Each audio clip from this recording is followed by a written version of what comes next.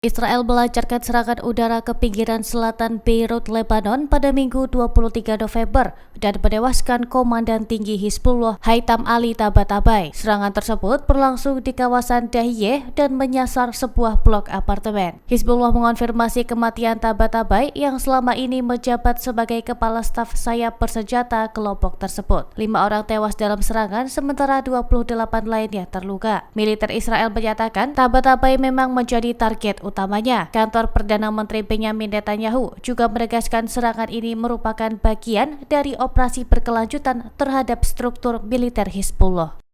Serangan udara Israel ke selatan Beirut pada Minggu 23 November menewaskan Komandan Tinggi Hizbullah Haitham Ali Tabatabai. Serangan ini terjadi 2 hari setelah Presiden Lebanon, Joseph Aoun, menyatakan kesiapan berunding untuk mengakhiri ketegangan lintas batas. Tabatabai termasuk di antara 5 korban tewas, sementara 28 orang terluka di kawasan Haret Haik. Pemerintah Lebanon sendiri berada di bawah tekanan Israel dan Amerika Serikat agar melucuti senjata Hizbullah serta mengikuti perundingan langsung. Aoun sebelumnya menyatakan siap bernegosiasi di bawah payung PBB atau mediator internasional. Namun analis menilai Israel tidak menunjukkan minat berunding. Meningkatnya serangan menandakan penolakan Israel terhadap upaya diplomasi. Setiap sinyal negosiasi dari Lebanon justru dibalas dengan agresi lanjutan.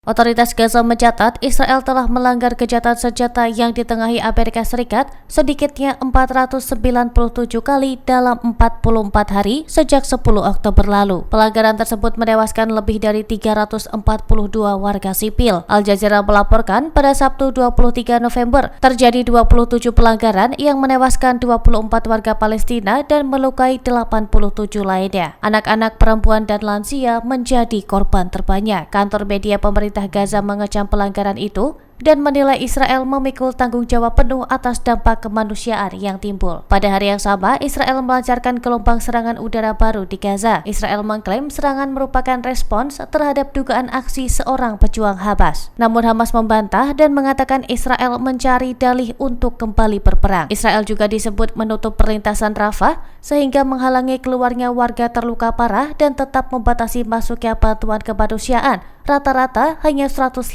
truk per hari.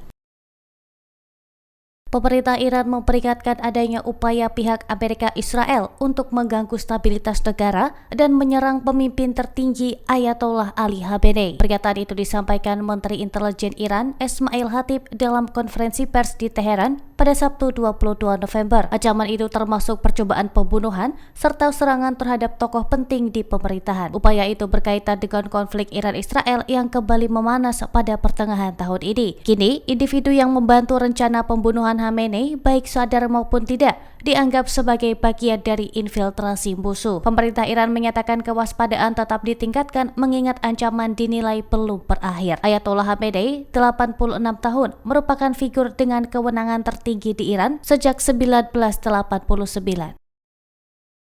Israel dengan sengaja mencegah masuknya daging bahan makanan, namun ketika bahan-bahan itu sudah rusak dan kadaluarsa, mereka mengizinkannya masuk, seakan-akan menunjukkan kepada dunia dan organisasi hak manusia bahwa mereka memberikan bantuan dan makanan ke Gaza secara normal tanpa masalah apapun. Lebih dari 6 ton ayam dimusnahkan hanya di provinsi Deir al-Balah karena sudah tak layak makan. Meski kejahatan senjata sudah berlangsung lebih dari 6 minggu, krisis pangan di jalur Gaza tetap mengkhawatirkan. Bahan pokok seperti daging, unggas, dan sayuran segar masih sangat terbatas, sehingga banyak dapur umum hanya mampu menyediakan makanan dasar. Selain kekurangan bahan baku, pasokan gas, peralatan memasak, dan kemasan untuk distribusi juga semakin menipis.